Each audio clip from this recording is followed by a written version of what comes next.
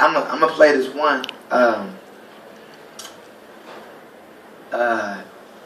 Usually, one thing that always happens with me is when I go into the studio, because I'm now, you know, I have a family at home, so me going to the studio now, kind of, my ideas could start at home and everything, but I really don't touch nothing till I get to the studio. I live like 2 blocks away, and the studio for me, remember we talked about how in Snoop's house everybody's always there? So, you know, Snoop is like my big brother, so that's how I'm raised. So I kind of like that chaos around me too. So usually it depends the vibe I'm on. Lately I'm always on relationships and love, because I feel that's why everybody's in here, because somebody loves somebody, at least for a night or two, and we're all here. So the song I'm going to play, I'm going to first play the idea I had, and it's a song called Intentions. And the music started off from a conversation of me, my friend Jason, and my 2 female friends. And they were talking about how most men have bad intentions, and most men have bad intentions. And I was telling them, I was like, well, you know, I know a group of women that got bad intentions too. It's equal right now. I know some savages out there. I've had my heart broke by, you know what I mean? So... And this ain't free. Right? Yeah. This ain't free. So we're talking, and I'm a Prince fanatic. I'm a Prince fanatic, and I'm just a Prince fanatic. And Nate Dogg, and anything make you dance, I'm a fanatic. So we're talking about, they're having this deep conversation, but I always have Soul Train from the 80s and 70s on repeat. And Prince came on. Not Prince. Shalimar. Shalimar came on, and then back to back I had the video Doves Cry come on. Shalimar Doves Cry. So I just kept looking at the video while they were talking. And I have the finished song here, but I have the idea here. Shalimar, the Los Angeles connection here. Yep, Shalimar. And I'm also a fan of, like most of my studios, like vintage drum machines. And I'm a fan of gear. I'm a mix engineer, I'm a fan of gear stuff. So Prince used to use a drum machine. The first Lynn drum machine is called an LM1. It's an LM1 drum machine, and I have one. And it's the drum machine Prince used on, like, you know, Head and I Wanna Be Your Lover, all behind that, and Doves Cry. You know, and I'm such a nerd that I listen to Prince, and I know what chorus he used on the clap. I know what reverb, you know, those records are mostly API-based records and everything. So anyway, I played an idea. I sent it to myself before I left.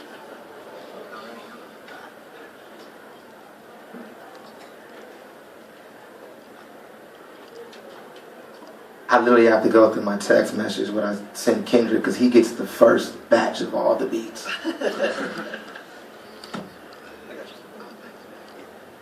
So, you guys can just focus on something else real quick.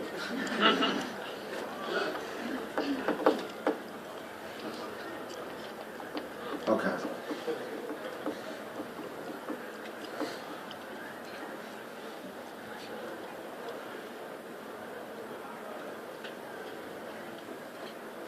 This better be good when I'm making y'all wait, huh?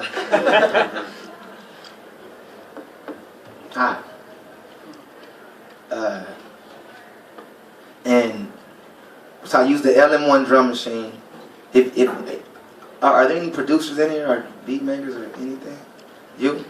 So you should write these down and check these out. I use the LM1 drum machine, a Mini Move, a Prophet, and an OB6. And I track the tape. You know, I bought a 2-inch tape machine and just started tracking the tape on this particular jam. So this is like the first idea when I was like, oh, I got an idea. It took me like 15 minutes to do. Then I played the finished product. Okay. Hold on. It's supposed to make things easier. Why is it not doing this? Why is it not doing this? Oh, maybe Are you on my Kendrick liked it. It said hard, groovy as fuck. Oh, you saw that? Oh, okay. I'm probably going to have to play you the finished one, but I really want to play the idea. Let's try one more time. Don't like deadlines. Mm-mm. Okay.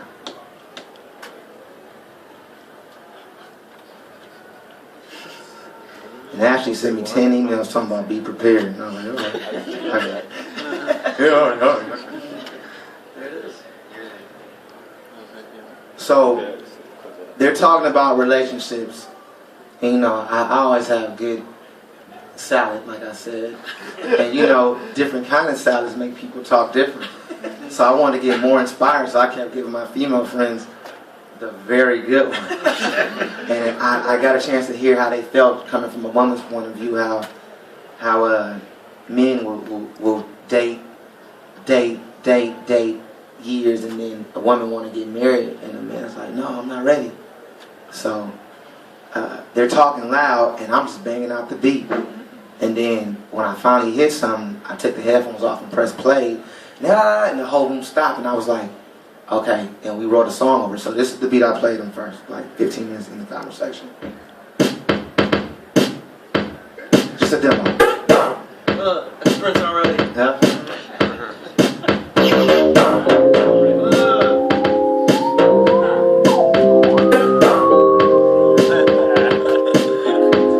So we're talking, and they're like, oh, that's jamming. So, you know, they was all mad at first on me, and then they heard the jam, they start, oh, we like that. You know? And then we kept listening to it for like an hour over and over again, because that's what we do. You know? We roll about 6 or 7 important smokable salads. And we group it, baby. We got white wine, red wine, Hennessy and vodka. You feel me? So by then, by like 40 minutes, we all dancing together. But I kept hearing the word intentions. The man's intentions, huh? Intentions.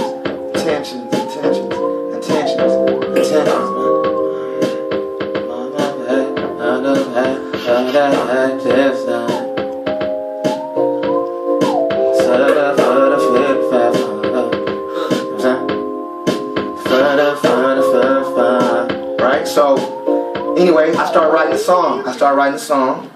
And then we wrote the song. Me and my friend Jason wrote the song. We did the song, and then I added more sounds on top. And I tracked the tape, man, but I had to put it on Pro Tools just to make it real loud, you know, because I love tape. I love the analog sound. I love nostalgia, but I also like new. I like new, and I don't ever want to make my music sound like extremely retro to where even the mix is retro. I want to pay homage to Prince and let the youngsters know who Prince was too, but give them something with the right frequencies and ear candy. That's what Snoop Dogg and Dr. Dre are the masters at in the world. They knew how to take something old and make it sound so familiar like something new. And to me, that's the definition of a hit record. That's all my success has been, from elements of the past but then making it new again. So I ended up writing this jam, and I'll let it play for a second. We ended up adding the Prophet on top of it. I replayed the bass line because that was just, you know, when there's too many people in the room, there's demos really. Yeah. Then when I'm alone and I could go through the things, so badass bass players like him and James Genius and all these guys I hang with respect my shit, you know what I'm saying? So it ended up being this. Sorry. Told you shit was banging. I bought the Rhodes up.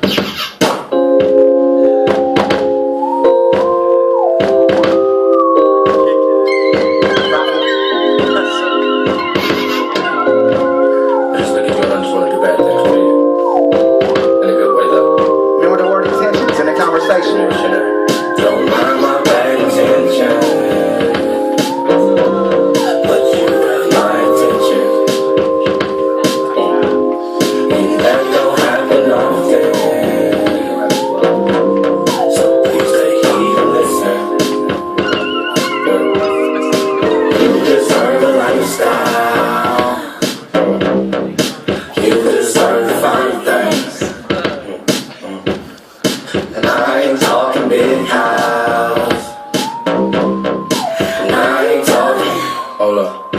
Ain't sure if you ready for that time to rise, but you might be up.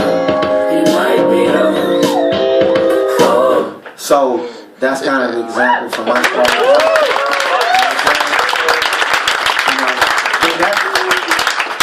That's that one day, you know. By the way, that's on my new group called the Polyseeds on Sounds of Crenshaw. Yeah, come on now, July 14th Polyseeds. But that's that particular process, you know. If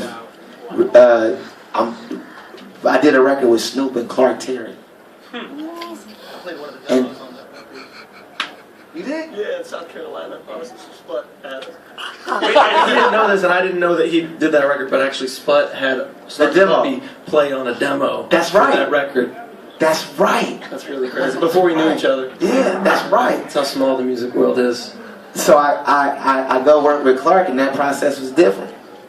Every process, everything is always going to be different. Nothing, if your shit is always the same, that's weird. That's like Twilight Zone.